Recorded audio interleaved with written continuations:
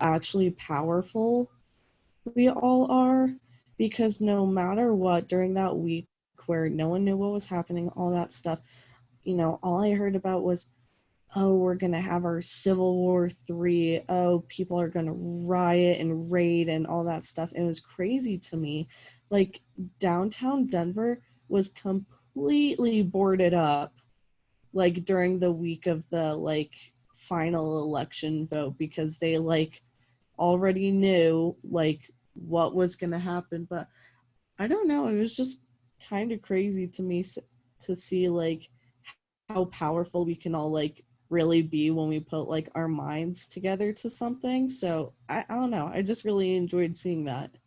Awesome. The great comments. And certainly, yeah, I've never seen an election where people boarded up their stores before the election results. I find that, from a sociological point of view, we could look at that in all sorts of different ways. So yeah, okay. And then the power of collective action. Now, this is something that we talk about all semester long. So when we talk about collective action, this isn't in relationship to a political party, really, right? We're just talking about people getting together with other people. I want this change. I want this to happen. I want this to happen. Individually, because I asked this during this class, right? How much power do you have? How much power do you have? How much power do you have? I'm pointing to little boxes now instead of people, and I shouldn't be pointing. How much power do you have? I'll gesture. How much power do you have? And so I think individually, you might say, well, in this class, well, not a lot, right? You know what I mean? Like, I'm just a student. Ooh, in this class, I got a lot of power. How about outside this class on the campus? What about then? Am I about to, let Joyce know exactly what needs to be done and she's just going to listen to me? Then in Fort Collins, then in this state, right? So yeah, a good piece on collective action, right? And voting in a democracy, that's one of those biggest collective action pieces we can have. So the thing that I'm proudest of is the number of votes.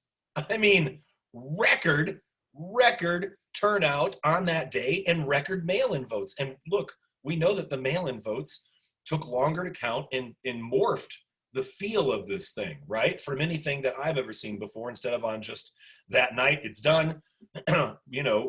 People did rely on the US mail system. They did rely on putting in ballots ahead of time and stuff like that. So obviously the way that an election night looks will probably be different from this point on out. Other thoughts, things that you like, things that you didn't think you see, things that are stunning you, things that relieved you. More observations about this. This is a pretty big thing in all of our lives, as most elections are. This one felt different, though, I feel like, for most people. I just love the team dynamic of it, where like 4 years ago, when Democrats lost and Republicans won, Democrats were like, oh, voter fraud. And Republicans were like, nah, just accept it. And then this year, it's like the exact opposite, where it's like Republicans, oh, voter fraud. Nah, just accept it. And it's like, oh, well, your team versus my team. So I don't know, it's kind of funny. Yeah, and look, Democrats did that for maybe a day, right? Like we got a timeline on that last time.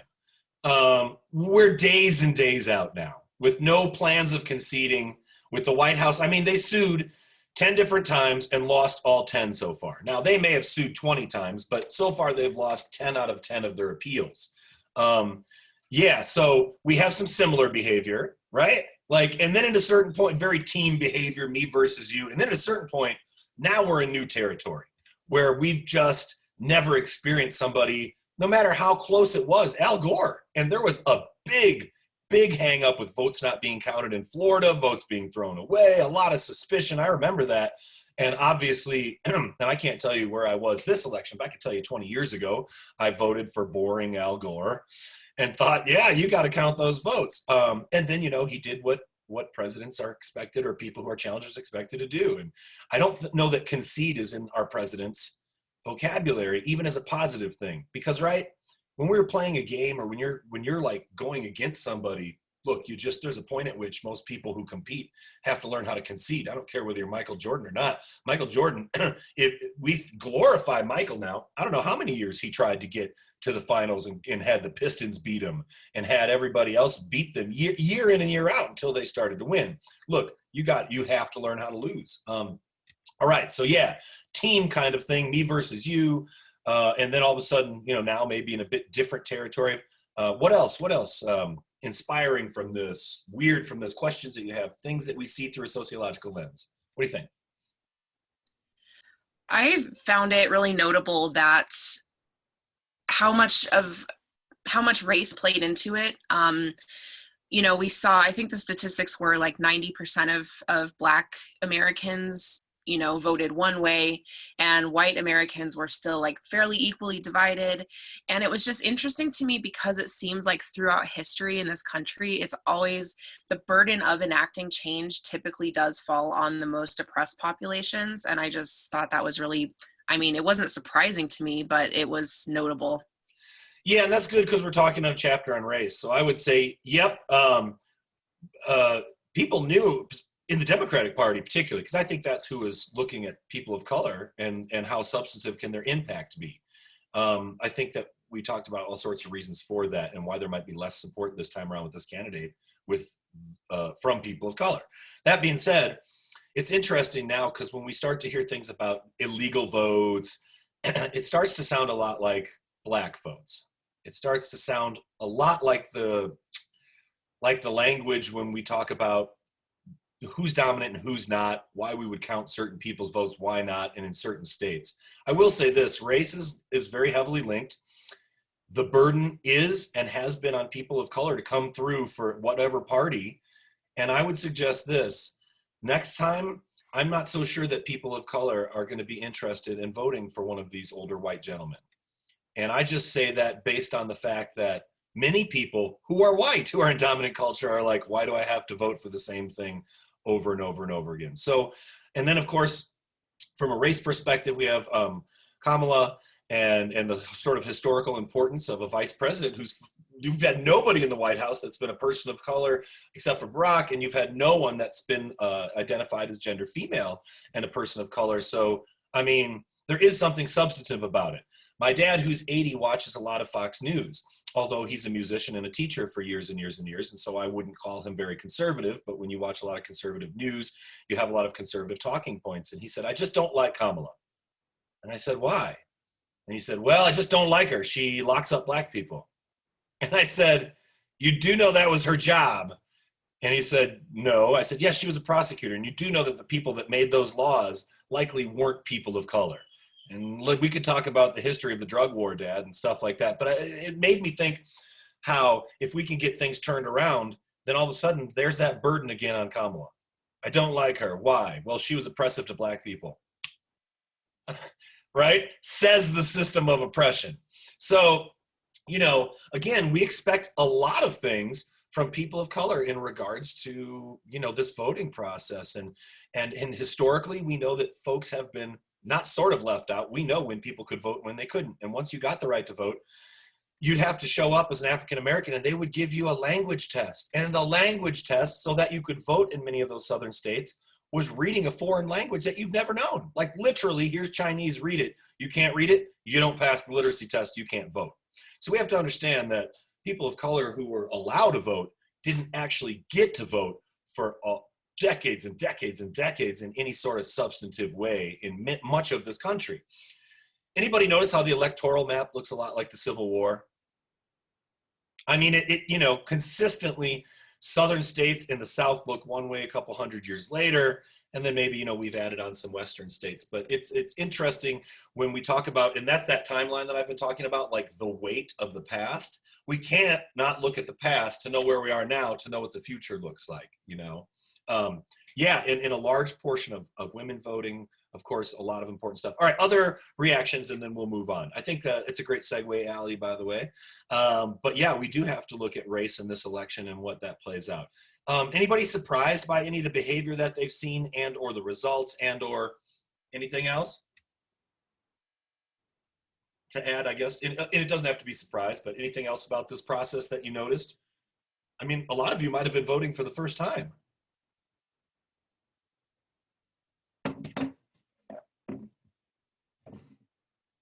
Nope. All right.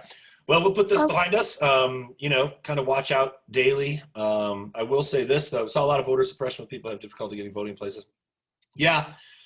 Gerrymandering and voter suppression, something that is not new. closing polling places. But then this time around, I saw people like LeBron James, like, let's open up a sports arena. Let's have drive-through. Let's find ways to get people to vote, and people who have historically not gotten the chance. I guess I would wrap up with this. The strangest thing that I may have ever seen on my life was a couple days ago when I saw footage of people that were standing outside a ballot counting place, and they were screaming, "Stop the count, stop the count, stop the count." Now, I want you to know that I'm 47. I'm probably quite a bit older than all of you. I look younger than you, and thank you. My skin is tight. But since I'm lording all of this over you, I will say this. In a democracy, when you see crowds of people screaming, "Stop the vote," I don't know that I've had a bigger moment of cognitive dissonance in my life. Cognitive dissonance is like what we expect and what we really get, and the gap between those. If I tell you that you can have liberty, justice for all, and go out there and get it, and you work for 20 years, 3 jobs, and you just don't get anywhere, and it starts to look like this system doesn't have that much justice or opportunity for you, and that could be very opposite for some people. It's just an example.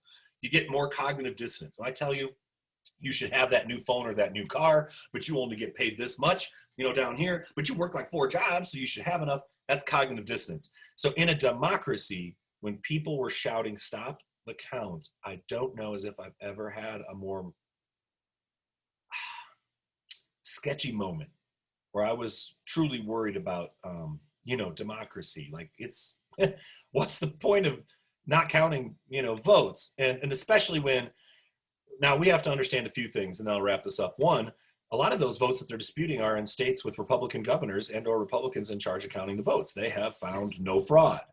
The other thing would be that I can't understand, and I'm curious if you've thought about this or not, which would be, we're okay, or that administration seems okay with the Senate results and the House results, but not the presidential results. And raise your hand if all 3 of those were on the same ballot when you voted. Exactly. So right now, I think a lot of this is just, we'll see that this administration finally concede. It probably won't be this president. It'll be somebody on behalf of this president, I imagine. Otherwise, you drag somebody kicking and screaming out of the White House, which I never thought, never in a million years would have been the thing. But we're just not seeing that. And so why recount a presidential election when you're not going to recount the Senate and the House? And I think that they were okay, meaning the Republicans, with those results. So kind of mind-boggling across the board.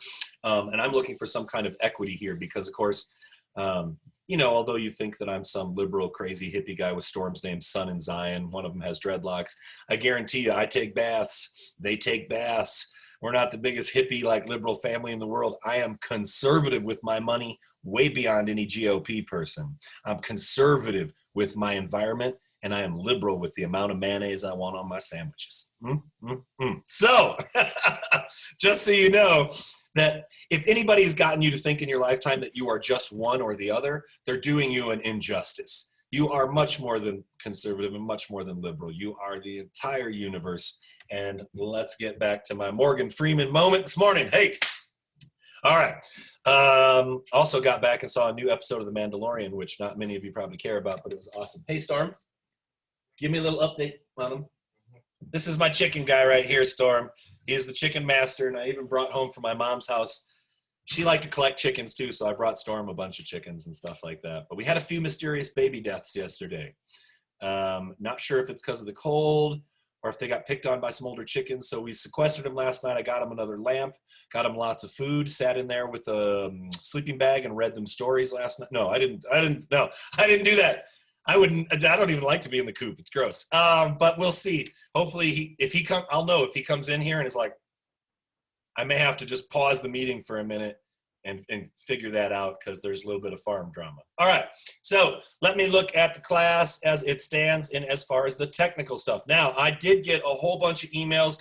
I made the mistake of looking at my email box on Friday. Whenever there's an assignment due and I have 700 students, it's like, I almost like Captain America. I get a shield and all these emails are coming at me and I'm like blocking the emails left and right. And then I get kind of like salty because I know it's excuses. And then I open the emails up and they're like, Jason, I need another day. And I already knew I had a 5-point penalty. And so thank you. What? Yeah, that's right. You didn't see that coming, did you? Actually, most of the emails I got were totally respectful, giving me a heads up if you were going to be late, saying that you already knew about the policy. And a few of them where people were struggling and stuff like that. So anyway, turn in that paper if you haven't. Talk to your GTA. And of course, you know my rules. My rules are compassion. But we've also had this assignment for like over 3 months, right? Or basically 3 months. So so it's time. We're done with that. But thank you.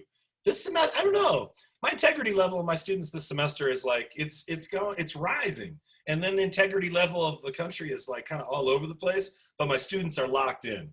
And I had somebody tell me who was helping me move my stuff out of my parents' house. He's like, I just want you to know I'm not a millennial. I consider myself a Gen X. He's like, I was born 2 years into the millennial thing, but I'm not a millennial. I was like, it's okay, bro. He knew I was a sociologist. He thought maybe I was judging him. I'm like, I'm Gen X. I was the first generation to have them just be like, you suck, right? So anyway, I love you folks. I think you're very consistent. I think you're awesome. You're dealing with stuff that no 18 to 20-some or 30-year-old could have dealt with 20 years ago as well as you folks are. I mean, the stuff that you're dealing with, come on. So happy to be back in this game. We have some business to take care of. There is a discussion due on Thursday, the Jane Elliott piece. I want to talk Thursday. We are going to discuss that because it's my favorite thing to show all semester long. If I was given one chance for one class period to be with the class, I would show them this and I would discuss it. And so raise your hand, thumbs up if you've seen the Jane Elliott thing. Most people had to make their first thing. I worked with Jane. I'm fine riding her coattails. She's awesome. She did that experiment in Riceville, Iowa. I went to school at Luther in Decorah, Iowa. She came to the college several times. I emailed her several times over the course of the last couple decades. I'm teaching and I'm using your fanboy, just total fanboy. And then she'd email me back, thanks, and da-da-da-da. And her twin sister passed about 5 years ago. And I reached out to her and she remembered who I was. And so, yeah, I'm the guy out in Colorado that is like exposing as many of my students to her stuff as I can. And so please watch that and we'll get into a really good discussion. Make a post today, make a post tomorrow, make a post Thursday. Do all those things. Don't go up Thursday and make your last 2 posts on the same day. You know that's not going to jive. All right? Then Friday is chapter 7 and chapter 9 content. That would be due. I don't see Storm running around the corner. I don't know. I got my fingers crossed here for the baby chickens this morning. You never know if it's something in their water, if there's a disease. Like there's so many things. When things start to die, you got to figure it out right away. So looks good so far. All right. You have content 7 and 9 due Friday. And I like that. We had a window last week and a little bit before. So even though we're doing a chapter, you're finishing that paper. Okay. You see what I'm saying? So I feel like things are okay. Does anybody, though, have a question about this class, where we're at, anything whatsoever? Let's do a little final house cleaning here. Then I'll go into some stuff about race, and I'll lecture just a little bit because I like just doing that, not just setting you loose on my lectures that have already been recorded. Even though it's early, I got a little sleep yesterday. I got in. I drove straight through. I just wanted to get home to my family, so I drove 17 hours straight through in a U-Haul truck in 55 to 60 mile an hour wind for 6 hours across Nebraska. I got home and I was like, but I made it. I haven't pulled it straight through since seriously, like straight through solo. That's like college days, worthy. It was worthy. I made it though. Anyway, questions about the direction of the class? Anybody? I'll shut up now. Sorry.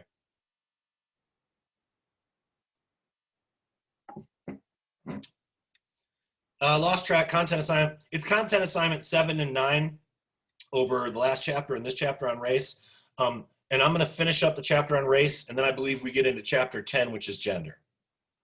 Yep. So, but I'm going to look and see what the next exam is going to be. Oh, there you go. All right, there we go. Whew, it's a lot to remember here. So I'm going to open up the exam next week on Thursday and have it open until Saturday, okay? And thumbs up because I know, I hope anyway, a lot of people might be traveling. I understand that people might be taking off and they don't want to use, their one, their one freebie or their not retake, but to take a test that they've missed for this one necessarily. I understand that. So while I was talking to my class yesterday, I even did class yesterday, but like for like a few minutes, I was seriously like, that being said, I'll talk to Verena, right? Verena and Yua for this section. Yeah, I believe so. And we'll have that test open Thursday, and I will put out a study guide this weekend. I'm not quite there yet. I'll get, I'll get back up to par, and then we'll crush it the rest of the way, or we'll be Jedis or whatever is a nonviolent metaphor. Sorry, we'll do well for the rest of the semester. But I think that opening that test up for a couple days will help. So we'll open it up from Thursday morning all the way through Saturday afternoon. That should get everybody, if you're traveling or if you're not, time to take that test. I'll put up a study guide this weekend. After today, I'll let you know online what chapters it's going to be over. And does that sound good, everybody? Okay. Any questions? All right, other questions. That was a good question. Any other questions? Whoa, whoa. You got the best of my love. Whoa, whoa. When can we expect feedback on our papers? Okay, so for the for the big paper, you've got your last chapter content assignment returned though, right? And feedback on those, I believe, correct? Yeah. Okay, good. Because I think everybody's been pretty much on top of it and stuff like that. So let me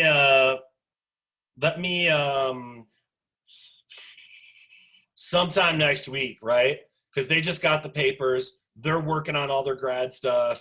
And then we've got the test. Somebody's going to be working on the exam. I would say after the 20th, like after break. Because realistically, if I give 2 weeks and then they've got to grade all those papers, it's incredible. It's a lot to read. So that's how we'll do it. Give me a sec here. I want to find out from Storm something. Baby's all good? All right, babies are all good. Look, I was worried. I was like, are they all good? He's like, they're fine, dude. So, okay. Awesome. Sorry, Storm. I was just worried about him. All right, well, that's good. Then that's probably not that water dish like we thought. Maybe they were just cold. We got them an extra light yesterday, so. And I put a badger in there to sleep with them and keep them warm. No, disaster. I feel like I've been really good about prompt grading. Class where literally nothing has been graded for the whole semester. It's so frustrating. Storm had a class last semester in high school where the guy it was the end of the semester and everything. He's like straight A student. And the guy didn't have anything graded in like a week before the end of the semester. He's like, I have no idea. My English teacher's graded nothing. And I'm like, for people that are organized, that's like scary stuff. For people that aren't doing well, that's some scary stuff. that's everybody. So if you want to know how I got, or people who have anxiety, if you want to know how I created my teaching philosophy, it was do what the teachers I had that I liked did and not do what the teachers I had that I didn't like do. That was basically it. Like I had really, that was just my guiding thing. So yeah, we're not going to be able to have those back to you for a couple weeks. But when you do, you'll get lots of good feedback, and you've already gotten good feedback for the other papers. Sorry that there's another one due Friday, but this content is nothing like that. Look, let's admit it, that food paper is huge. It's a big deal. There's a lot of parts to it, and I know this is a 100 class, and I have people all the time that are like, that's bullshit. Well, I mean, if I don't get you writing, and if you don't get to be, look, if you graduate college and you can express yourself in the written word, you have a massive advantage compared to other people. Massive. In your life, to get a job, to get things that you want. So to be able to communicate through writing, it's big. And although the school has all those writing like guidelines and requirements, actually I believe in and support every single one of those because that is only going to make everybody here more successful. So I convinced myself that I'm making you more successful by giving you large writing assignments. Yep, I've totally turned to the dark side. No, I'm just kidding. That it is the truth. All right, good. So turn those in. We're set with that. I feel good about where we're at. Yeah? Okay. All right. Let me, in the background here, pull up the, whoa. I rolled into man, the other side of Colorado is dark. And you get on Highway 14, and it ain't nothing out there. I was driving in like pitch black, but I ran into an R&B channel out of Denver that was awesome. So awesome. Celebrate good times. Come on. All right. I'll stop. I'm sorry. There's a party going on right here. All right. Okay. So let me do a screen share. And I think that this is where I left off, but oops. Nope. That ain't gonna help. There we go. Sorry, just talking to myself. Okay. All right. Is this where we left off, I believe? I think so. I think we were kind of up here. We haven't talked about an ethnic group. I haven't defined that yet as far as last class period, have I? No? All right. Well, we'll start here. Did I ask this question? What does your ethnicity mean to you? I think we did the race piece, but I'm not sure if we did ethnicity. But we kind of got to the fact maybe that it was maybe a little more culturally recognized, right? So ethnic group people are generally recognized by themselves or others, a distinct group based entirely on social and cultural characteristics and characteristics that are passed on from generation to generation. Now, when we talk about ethnicity, we're talking much more about that shared cultural heritage, right? And people define themselves as members of an ethnic group, have a distinct identity, maybe it's common ancestors, like I said. Language, right? Language is a really big one. That's when we're doing all these oral histories with Native American tribes, and we have been for the last 30 or 40 years, excuse me, because once that language is lost, so is that culture and that cultural heritage. So that's a big piece, because I lectured about that right at the beginning of the semester. I was like, language, blank is the key to all culture. Language was what I said in that one. So remember how important that is. Certainly religious perspective or religion can be too. Ethnicity, shared cultural heritage, socially constructed. And I think that it's true to say that ethnicity is more complex than race. And we all think of it as much more complex than race too. So we're obviously a multi-ethnic society, right? Race is constructed from biological traits a little bit, okay? A little bit. Ethnicity constructed from cultural traits. What we really need to say here, to be more specific, is race is constructed from some biological indicators, socially constructed for the most part, and ethnicity constructed from cultural traits, which of course are also social traits. So from a biological point of view, knowing a person's racial category allows us to predict nothing about them. I think that we kind of went over that last time in another slide, but obviously race means both nothing and a whole lot at the same time. And that's why it's important to talk about. And I was talking with my dad about this. You know, I said, does race matter? And he said, well, it shouldn't. And he's a person who taught in a town that was like 65-35 as far as makeup between, in my town, poor white folks, people of European descent, and African-American folks. His classrooms were consistently, because he taught at Taylor Park, which actually on the other side of the tracks in a very black community within Freeport. And so his answer is it shouldn't, but he knows it does. And so I said, yeah, but we need to look at who made that important. Like, who set the standard for race mattering so much? Because for a lot of folks in dominant culture, they say race shouldn't matter that much. And to a certain degree, I agree. Why should race be the indicator of whether or not you get an education? Like, it shouldn't be. But we understand that at the same time, we just can't wish away or pretend that we're a colorblind nation or wish away the fact that race matters, because clearly it does. So I think we have to ask some important questions. Why does race matter so much? Did I do this slide?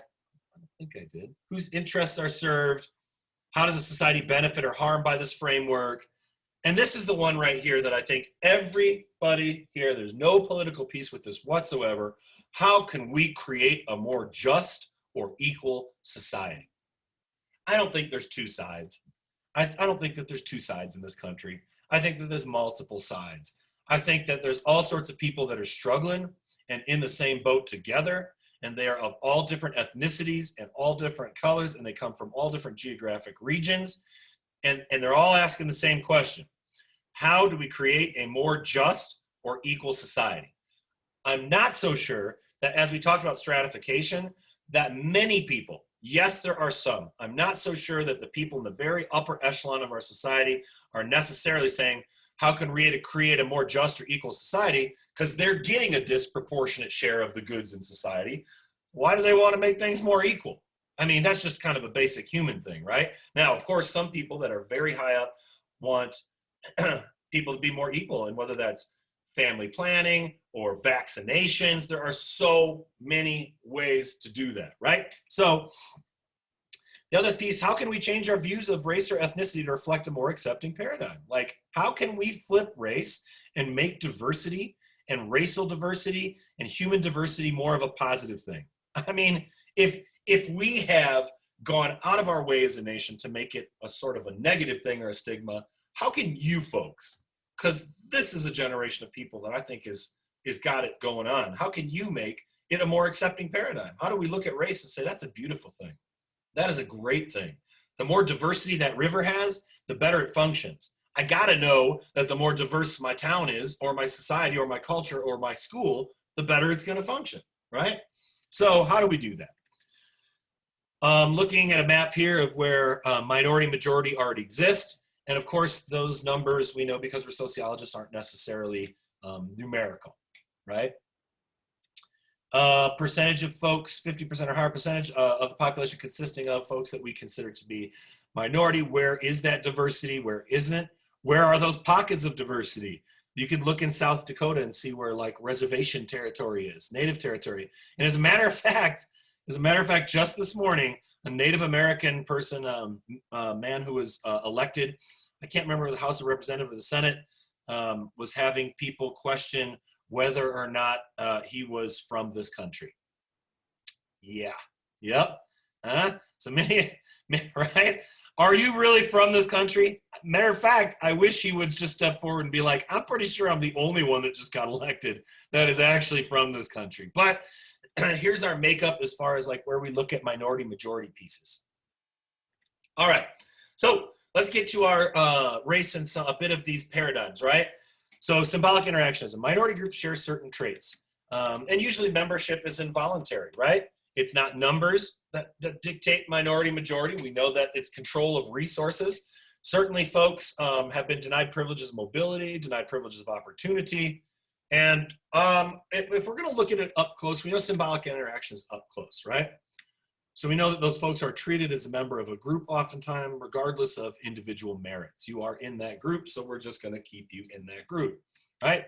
So what is a stigma? Good definition here. An attribute that is discrediting to an individual or group because it overshadows other attributes and merits the individual or group may possess, okay? An important piece here. And then of course, that's that piece that if we make it true, it's true, right? If we put the weight of society behind it and mechanisms and institutions that manifest that, then it's true. Mixed context, another good definition, interactions between those who are stigmatized and members of the dominant non-stigmatized groups. So that is actually one really effective way in reducing and eliminating prejudice, racism, and discrimination would be mixed contact, intergroup contact. We'll talk about that more. All right.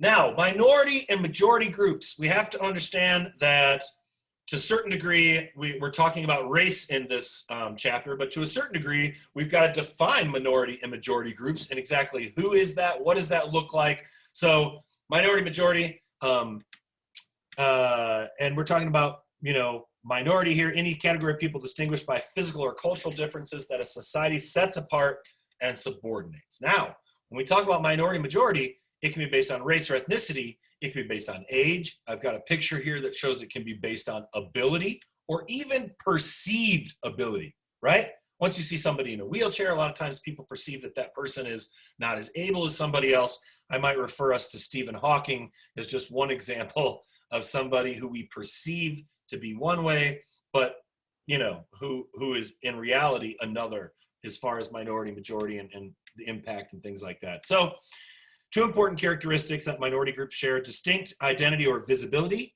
and those people also experience subordination or disadvantage. So, sorry that this PDF thing cut off some of this, but any group that is assigned an inferior status, a group that has less than its proportionate share of wealth. And again, look at sociologists. We're not saying less wealth, we're saying less than its proportionate wealth, right? Here's what segment of the society they make up, here's what everybody else gets. We already looked at those wealth gaps, and we know that in 8-to-1, we forget the 12-to-1 wealth gap. Let's just go 8-to-1, still very disproportionate. Often minority group members are discriminated against by the majority. All right, I just love this no matter what. I wish Kermit was president. I wish he was just sitting at the desk like that, like deciding things. The media most often portrays minority group members as, and then I'm not sure. Let me look here for it. I'm going to stop the screen share for a minute. I'm going to head over to Top Hat just for a second and see what we got going on. Okay. So, and did we talk about this one yet? Sorry, I'm refreshing from last week. I don't believe we did, so I'm going to ask this one. The media most often portrays minority group members as positively 0, negatively 9, less important than dominant group members 16, or more important 1. So nobody really chose positively. And maybe this is a setup question because it's in this chapter, and I just led your thinking. But why did you answer? How did you answer, and why? Like, what are some examples of how the media portrays minority group members as negative or less important? And I can't say examples of how it, portrays minority group members as more important, because that's really, nobody answered that right here. So at least for people that voted. Now, if that's your opinion and you didn't vote, certainly. So what do you think? Answer to that question. I know it's early again, but if I'm flexing after 17 hours of driving, you can too. What do you think? And why? Really, why? Why would the media have an agenda, or why would it portray? I mean, if we're in this much agreement that the media often portrays minority groups as less important by a factor of 2, and certainly negatively versus positively, I mean, we don't get that kind of agreement very often. Why?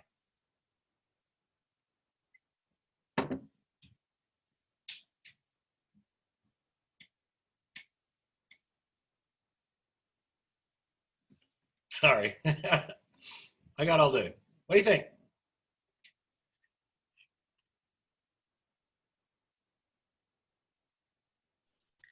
Well, if you look at who you see on television, in the most part, as represented as like the norm, you have mostly white people. And then anytime there's like people of color or anyone from a subgroup like that, they're usually perceived more of like in an other sort of way. So they're considered not the norm.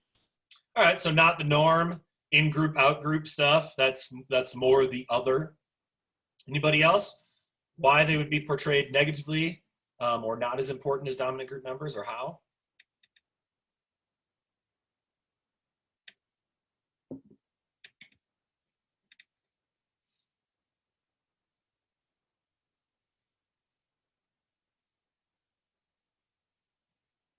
I mean, you've got a lot to work with right here.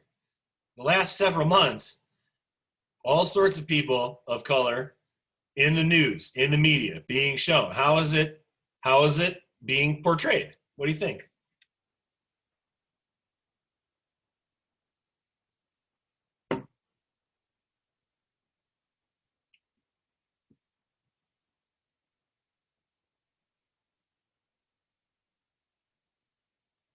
All right, I'll move on. It's early. I'll go back to the ethnicity question because I do think that's interesting. But if you don't start answering questions, I found this guy at home right here. That's right. It's the kind of weird childhood I had. That's right. It's like a 15-inch vinyl model that I put together when I was 13. But this is what's going to happen if you don't talk in my class.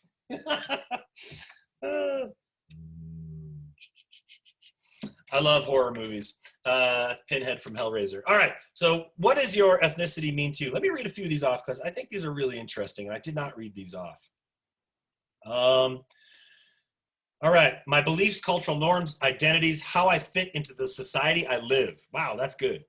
Belonging, non-genetic social group, important and Latina, power, too many casseroles at the family Christmas party.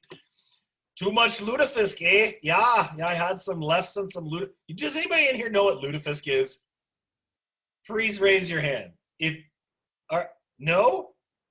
All right, one person. Now, my partner's from Minnesota, so her ethnicity would dictate that she has to eat hot, jelloed fish at holidays. Yeah, if look it up. Oh yeah, stop. Don't lose it. I saw it's early in the morning to say that, James. I'm sorry. Look it up though. If it's literally, I can't. It's It's like, imagine Jell-O if Jell-O was made out of a fish and served hot. I could be my least favorite food on the face of the planet. But when I think of like fish Joe, when I think of that, Julie's like that and lefse, which is like kind of like bread, you know, like a tortilla thing. So I'm like always like, yeah, Julie, order the lefse online. Please don't order any lutefisk in my house. Please don't. Because I went to school at Luther in Decorah, Iowa, where everybody's got a little nessa. That's those little gnome things, very Norwegian. They've got those in all their windows. It's a very Norwegian school. So there was a lot of Jell-O to fish at that school. Oh my God. All right. Who I am, not very important to somebody. Hard work, traditions, and practices. Stems from culture and makes them unique. Power, beauty, uniqueness, privilege. A group that I'm able to share my culture with. I love these. See, all right, I'm gonna keep going. Family and tradition, not one of the things that made my life harder. Ooh, good. Culture and identity, shared cultural traditions. Prideful without a purpose. Identity, tell me what to do and feel accepted. My ethnicity means my childhood to me because to be successful, I've sadly needed to disassociate myself from my indigenous roots. All right. Wow. This list is so different from the one we made on race. Like, it's very different. Tell me about it. Why? To make some observations. What do you think? What does your ethnicity mean to you? If you didn't answer this question, what's the first thing that pops into your head when I say this? What do you think? Or make observations about this list. And I'm not going to walk away from this one like I did the media one. So what do you think? What are some cultural practices or traditions that your ethnicity, in your family, because of your ethnicity? I want to know. My family's ethnicity is German, English, Irish, you know, and I don't know. My dad always had to have corned beef and cabbage and stuff like that on St. Patrick's Day, and I hated it when I was a kid. Now I like it or whatever, but what do you think? What's your ethnicity mean to you, or what are some observations about this list versus the one on race? All right, go ahead.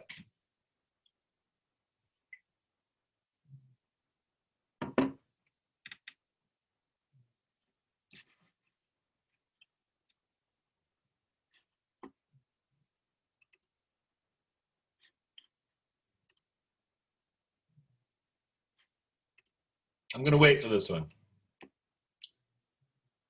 Who's going to participate this morning? Let me know. As like a white person, I feel like ethnicity is kind of different.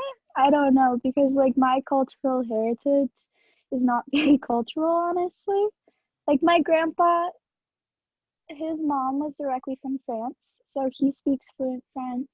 All of his brothers were born in France. Like we have that ethnic heritage, but I don't know. As a white person, I feel like I'm kind of just white and boring.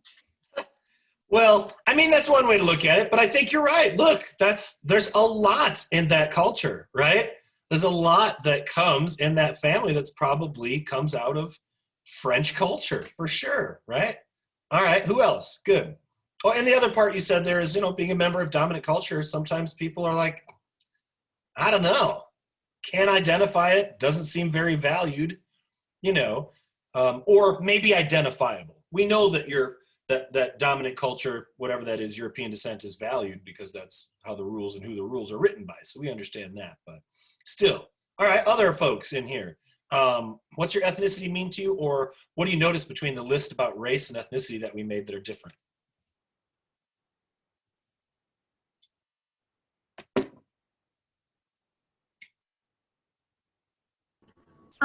For like the differences between the lists, it's like the ethnicity was very much shown in like more of a positive than race. Like ethnicity had like family and traditions and just like things that can be like passed down. But then when you look at it from like what we said for race, it was much more negative, like racism or discrimination. So it's just showing how like the two words have different connotations, even though they are similar to each other. Yeah, good. Absolutely. And I feel like, yeah, nope, I can't say it any better. Good, yeah. All right, other thoughts. I thought that the race list was not as positive as well, and I felt like this ethnicity list was more like ownership, right? Like, yeah, much more about a person. I don't know. I'm not saying quite the right way, but yeah, good. Anybody else?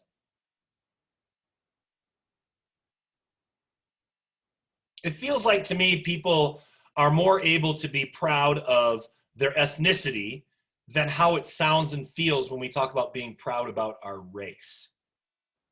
You know, one is an indicator maybe of melanin, and the other is a much more cultural indicator, right? Good. All right, let's pop back here to this piece. So majority group, any dominant group that is dominant in society enjoys more than its proportionate share, and kind of opposite again. Usually majority group is in a position to dominate or exercise power over the other groups, and does. So it could be determined by race, ethnicity, gender, physical ability, relationship orientation, you name it. But of course here, different than numerical usage when we're sociologists, women make up over 50% of the population, but are the minority in many ways. So we also understand that we have a greater understanding of that when we're sociologists, not just a numerical measuring, right? So its role and its status, not its numbers, make it a minority or majority group. Put an asterisk by that. That's a good test question. A group's role and status, not its numbers.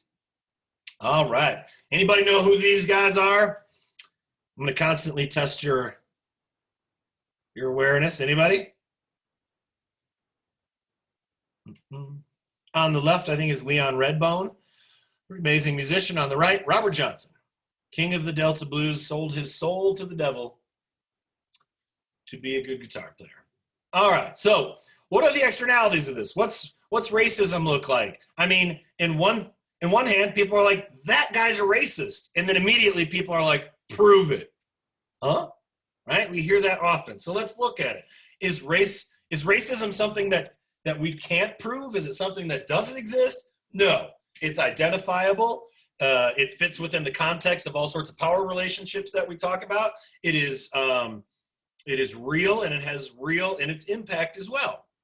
So the difference between these two, it would be good to know. Prejudice, a rigid and unfair generalization about an entire category of people. Stereotype, exaggerated description applied to every person in some category. Obviously, these two things work in relationship to each other.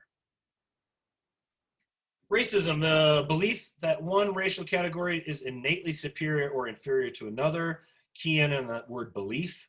We know that there's no truth genetically or scientifically to that fact, although socially, dominant culture has taken a lot of effort to cement that belief. Widespread throughout our history, where ideas about racial inferiority were supported by slavery. And again, early on in this country, poor white folks, poor brown folks in the same boat together, looking at landowners, looking at the wealthy and saying, hey, they're not doing us right. So of course, landowners, the wealthy, adjusting to that narrative and bestowing sort of superiority based upon skin color and descent and things like that to those folks. So we're talking about slavery, but that's after quite a bit of time passed in this country. Certainly things weren't equal, but there had to be a way to cement that status as much as possible for dominant folks to retain power. I think that we could look at, over the last couple of decades, a decrease in overt racism in some ways in the United States, and in other ways, I think that we could see it ramping up tremendously over the last 12 years. So yeah, I'm certainly not saying, again, you can't look at any one administration and say, oh, it's the end of the world because of that. That's ridiculous. Or, oh, we're seeing things we've never seen before. Maybe in some ways, but in relationship to race and racism and discrimination, look, this system was a lot more brutal 100 years ago in ways, okay? That doesn't mean it's not a serious problem still, but there has been some positive things happening in regards to race and some systemic things that are positive being put into place. Look at the reformatting. Sorry about that. Discrimination, institutional prejudice and discrimination, bias. Now, this is important. This is a test question. Bias that is built into the operation of society's institutions. Really? Absolutely. I mean, our criminal justice system, massive amounts of bias built into it. How do we know that? Because we can look at who's in jail for what and why. And it reveals its bias just by the sheer numbers. When you're in Iowa and you make up 80% of the prison population, but you're an African-American person, you only make up 12% of the actual population. What's that about, right? It's about bias being actually built over generations into an institution. Now, what that means is, and again, all of this, folks, not guilt, all about responsibility. So let's take these institutions that we have built bias into and let us take it out of those systems, right? Trayvon Martin, I mean, one thing that I think of when I see this is just how much more frequent it has become in us knowing. This has been a very frequent occurrence, you name it, in all 50 states, period.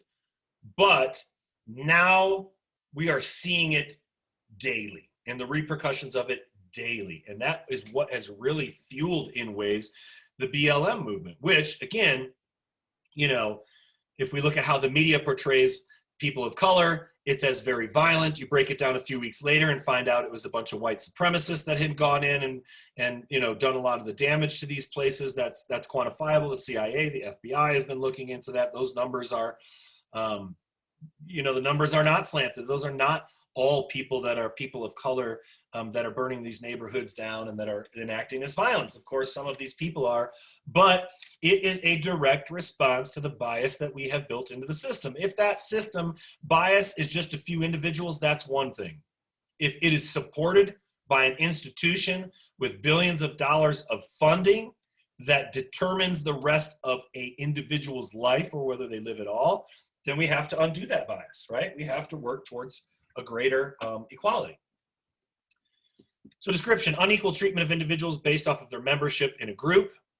It can be targeted, it can be intentional or unintentional, and it denies equal opportunities and blocks access to valued resources. I remember John Lennon at one point wasn't giving interviews, and then he agreed to give an interview, and all these like reporters were outside this room and they're super excited, and they opened the door and he's in there inside a bag.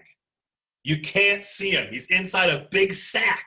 And they're like, what the is going on? And he's like, I'm giving you an interview. And like, why can't we see you? We want to see you. And he's like, because I'm talking about bagism. And they're like, what? Now you have to understand, John Lennon's an artist and a musician. He's trying to get a greater point across, but he's like, yeah, you don't need to see me. You should just hear what I'm having to say. And if we were going to be less prejudiced, we could do that with all sorts of things, meaning job applications. We know people who have diverse sounding names are half as likely to get a call back for a job in the first place. So what could we do to get job applicants or do an interview process that's kind of like that John Lennon piece where you're just straight up not looking at somebody. You don't necessarily know the racial makeup of them or their age or this or that or the other. So how could we lessen discrimination and institutional discrimination, right? Individual discrimination, overt and intentional unequal treatment based on prejudicial beliefs. You know, if we're looking at discrimination, that is intentional, right? Denying an application because of race, obviously I mentioned that, but all right. Now, this particular statue may have been taken down since I last made this slide, which would, whoa, what was that? What did that, did everybody see that? Can you see that right now? Oh no. I don't know how to undo that. I'm just gonna keep going. Wait, is it the pen mark? That might have been me. I'm sorry. Wow. I don't know how to undo it. People can live doodle on my All right, there we go. That's crazy. That's probably something I should Sorry, I just didn't know what it did, so I wanted to That's okay. Sorry. So institutionalized discrimination, what is it? Discrimination that is enshrined in law, public policy, or common practice that is embedded in routine operation of major social institutions, and it's present in all of these institutions, government, you name it, right? Discrimination initially institutionalized in our Constitution. I mean, a lot of that discrimination has been written and interpreted, and depending on who has the power and the access is dependent upon how they interpret that, right? And then that is how people experience reality in their lives and what are the very real externalities that they have to deal with. All right. Prejudice and discrimination begin as ethnocentric attitudes. Groups are placed in a situation where they're socially disadvantaged and labeled. It's the cyclical piece, right? A group situation is explained as a result of innate inferiority rather than looking at the social structure. Look, no one is innately inferior. No one is innately less human. So, right, the idea of just explaining that in terms of the cosmos doesn't bear any resemblance to reality, okay? They are placed into those groups, labeled, and that serves a function for society. We know that from a structural functional standpoint, some equality is justified, right? All of that. All right. So, oh yeah, there we go, a little clip from White Men Can't Jump. An example, right, of a prejudice and a stereotype, generalization of all members of the group. Prejudice, belief about an individual group that is not subject to change on the basis of evidence. So people are going to be prejudiced no matter what, generally speaking, if they have a prejudice. And it doesn't matter if you're like, look, here's the reality. Nope, because that is anyway founded on a sort of baseless, non-reality type of foundation, discrimination, prejudice, stereotyping. Negative stereotypings of African Americans or of Africans developed after Europeans discovered the economic value of exporting their labor and natural resources. I mean, there were people living here. There were people living in Africa. Colonization approached that as there were sort of some subhuman people living there. This is what we have to do. Same thing is true in this country, which kind of wraps around to that notion that, look, these generations before us determined what the value of actual human beings is, and a lot of times that's stuck. And even if that's a positive, let's say the stereotype is white men can jump. Yeah, let's say that's positive. It's still racist, right? It's still a stereotype, and it's still being applied to everybody in a category, which is just simply obviously not true. And that is, again, and I know I've said this, it's key for you to hear it, okay? And that is that no matter how we have institutionalized, no matter how much bullshit we have thrown into the mix to say that this is exactly the way it is and hope that we throw it up against a wall and it sticks, no matter about any of that, all of this discrimination, prejudice, and stereotyping are built on a foundation of lies justified by a power structure and reinforced and institutionalized through time to oppress people for reasons, okay? What's that mean, Jason?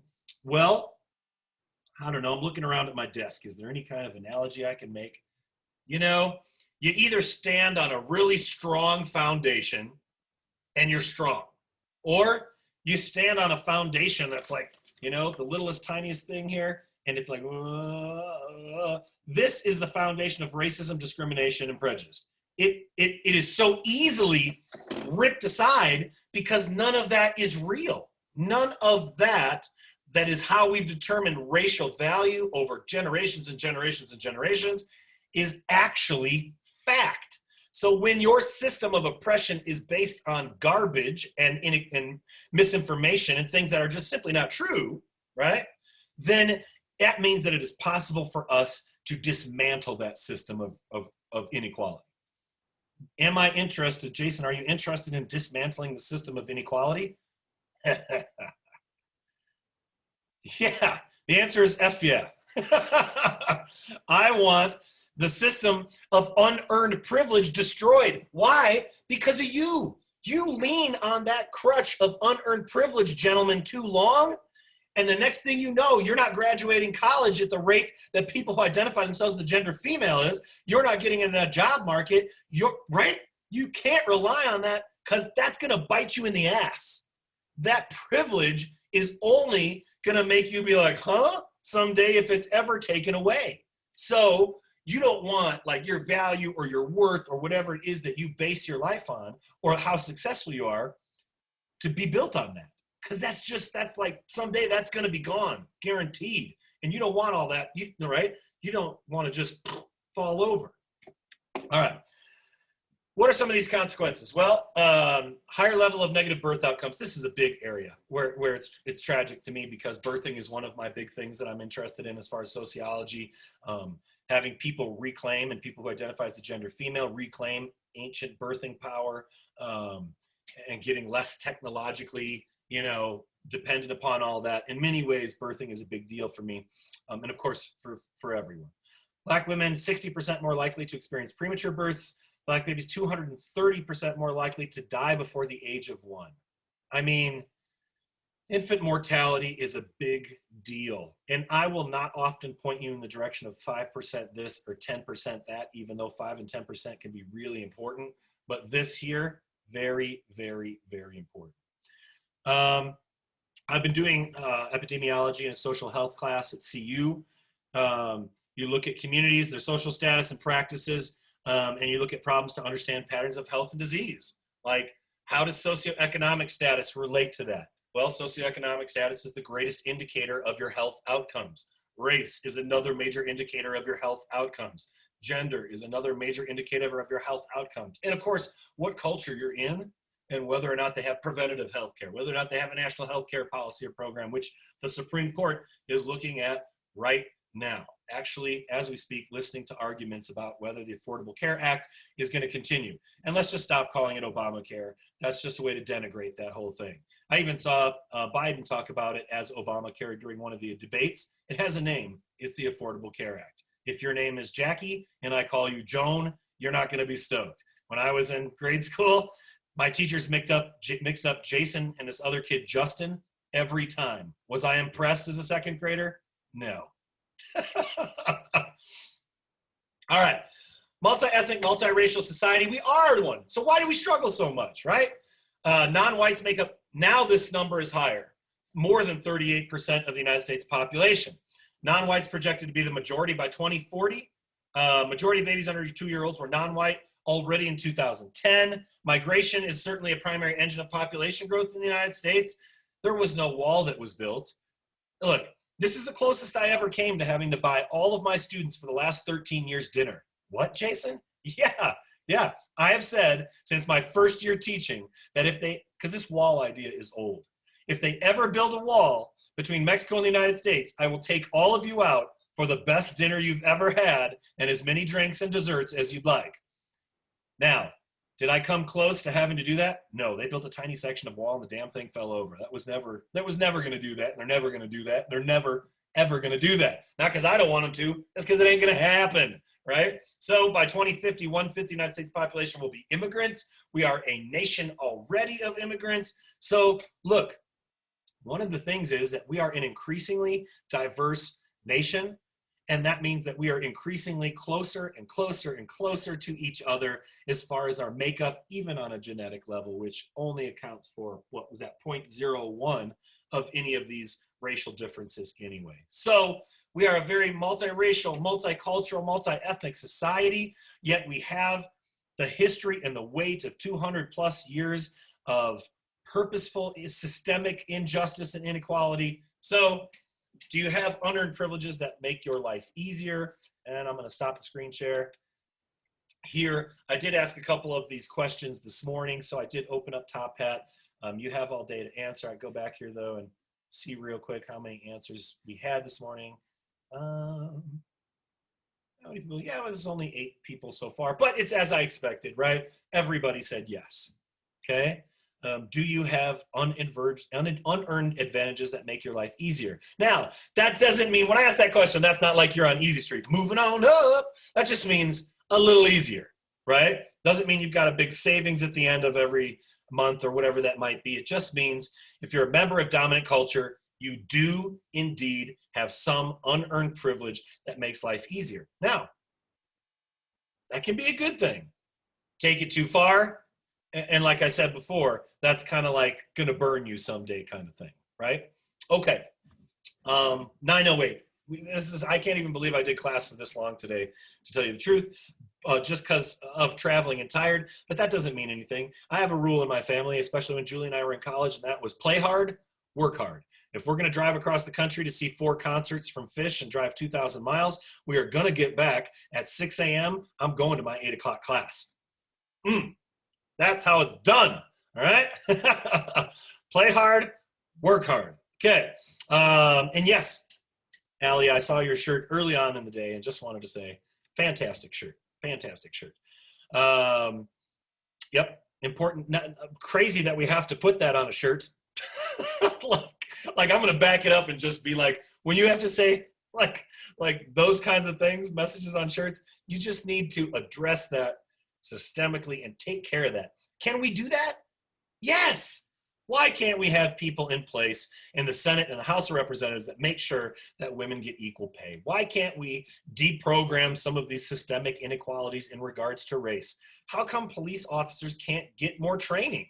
How come it's just got to be like, we shoot you dead and we support the blue line or nothing? I think all of those things are ridiculous. Police want to do better. Society wants more equality. And I would say that this time around, as it has been with many elections recently, people of color, women, people who are non-dominant in society are going to have a chance at having an important voice too.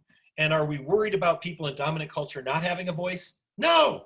What are the chances of that? What are the chances that people who are dominant in the society that have been entrenched for hundreds of years are suddenly not going to have a chance? Yeah, exactly 0%, right? So how do we work towards this? This is what I'm talking about. Now, like I said before, I guarantee you during stratification, if these people down here, get a little bit, see that come up on the screen? These people up here are going to see that. They're going to be like, oh, this is what it does to me. It does not. You still have the same amount. We've got more people working, more people with health care, more people that can go to the hospital. You know, all of these things are good. You don't want a majority of people in prison. Why would you lock up such a high number of people? That's not going to, you need people to work. You want people for your economy to be productive. You don't want entire groups of people to be disenfranchised and not have a chance at life, because that drags everybody else down. And now I'm just speaking in purely conservative fiscal terms. If you want things to be better, then equality generates dollars and jobs and happiness and a sense of community.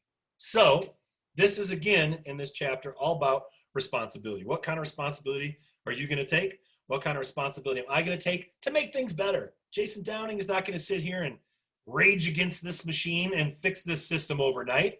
I mean, but I'll help, right? And then we rewind to the beginning of class, which is collective action. All right? I hope that if you think that certain things are important in your life or to this culture or this society, if you truly say you love America and you truly say you love the United States, then I hope that we're all working towards the same equality that would lift people out of poverty, lift people out of health statistics that are abysmal, that would give people a greater share of unity, and not because it's all like, yes, I love it, bro, right? None of that. Because of fiscal responsibility, because it works better for everybody, because everybody benefits when we don't build all of it up on a foundation of trash. And that white supremacy and that sort of supremacist note, all that stuff, it's trash. And those people are just human beings that are responding to institutionalized situations that we have created. Let's create different institutionalized situations for them to respond to so that they can feel better too, so that they can feel more important. Let's look at all of these things together in sociology and solve the world's problems in the course of this semester during 2020. I think we can do it. And I've had a shitty 2022. Yep, just boom. That's right. And then I got this one about a month ago. You see me giving up? Hell no. That's not how sociologists do it. All right, everybody. Love you. Happy for a morning class. I'm ready for the rest of my day. You are too. I'm going to post this if you missed anything. Do not feel like you are out there on an island. If things are slipping, okay, I'm going to be real here for a minute. I'm always real. Here's the deal. You want to know why people like me or don't like me? The same reason that you like me or don't like me. I have a lot of students that don't like me. I'm fine with that. I don't need to be your friend. But exactly what comes out of my mouth is exactly who I am. So I'm going to say this. Right now, there's people that are doing very poorly in my classes, and there's a lot of reason for that. And I am not a kind of person that looks at that and thinks that you're not struggling and thinks that this is not life. Day one, I told you that things happen. Remember that? Somebody's going to be shredding some gnarly pow-pow, bro, and they're going to break a leg, and they're going to have to like miss class, and then they don't reach out, and then somebody's going to break up with a boyfriend or girlfriend. It's the end of the world. And then a month later, you're like, oh, I'm so lucky. Oh my God, thank you. Right? All right. So here's the deal. Reach out to me if you're struggling. Reach out to your GTAs. We are compassionate individuals and we want you to succeed. That being said, we are at a point in the semester where if you are really in a not a good place with this class, I built in some mechanisms, okay? One of the mechanisms is Top Hat. If you didn't do Top Hat, one of the mechanisms is the food drive. If you don't have $5 to donate, you can write a paper on homelessness and poverty in Northern Colorado and turn it in. Citations, 2 pages, single space, talk to me about it. But I want to raise money and I want to raise food. If we raise like between 5 and 7 grand, I think, and maybe I can't 6, we'll say 6. Then everybody gets 25 points. I was going to say 7. But if we push it to 7, which is 14,000 meals, which I got last semester with just as many students, maybe even a few less, then we can absolutely crush it and we can do better. Sorry, crush it. And I'll give you more points if we get more of that. So have your friends donate. Go to the discussion board. If your grade is suffering right now, that's why I have these things in place, okay? So go there, donate, and then get your family to donate. And make sure that when you donate, it's in your name, because each section is a different class and a different link. That's how the GTAs are going to be able to reward you for points that you definitely earn by being a compassionate and empathetic individual. Empathy. You know why people wear masks? Empathy. You know what's missing from people that don't? Empathy. And it's not sympathy. Empathy is a real thing that we need to generate and cultivate more of, like compassion. So participate in some empathy. Feed some people, improve your grade. My mom, she hated that. I think I already told you that before. She hated it. Why you get people to pay for an extra credit for a grade? People should want to feed people. She didn't sound like that, but people should want to feed people, Jason. Yes, Mom. But they don't always do it. So, you know, get your friends to throw in $5. Let's make this the most we've ever generated in a single semester so that we can do this to 2020. All right? I'm not saying that to you. Here, let me turn the other way. All right? Let's do the part that we can to make society better in a year that everybody just wants to write off. That's not where I'm at. Let's make this, let's drive this home to the end in as positive of a fashion as we can for each other. All right. Be good people. Do good things. Don't mourn the loss of your mustache. It'll come back, bro. It's all good. Take care, everybody. Yeah, here's what you'll never see from me. Any of this missing. Downings, you got like this tiny little chin and a little turkey waddle. And so we only have one recourse, and that is to grow some hair to avoid the ugliness, which is this part right here, which is the part that my mask doesn't cover, right? So, yep, so you'll never see me shave unless, I'm getting an idea now. All right, I'll shave my beard and my goatee if we get $20,000 worth of donations. That's all I'm saying. That's all I'm saying. I haven't done that ever. Since I could grow hair, I haven't even accomplished it. Since I can grow hair, I've only gotten hairier. Kind of like one of those little Play-Doh dolls that you like crank up and the Play-Doh comes through their hair, and it's like, so there's my thing. If we get $20,000 worth of donations, which I think is impossible, and so that's why I'm setting that goal so that I don't have to shave, I'll be honest with you, then I'll do that. Otherwise, be good people and do good things. See you on the Tuesday or Thursday, everybody. Peace. It was nice to see you. Nice to see your faces. Nice to be here again.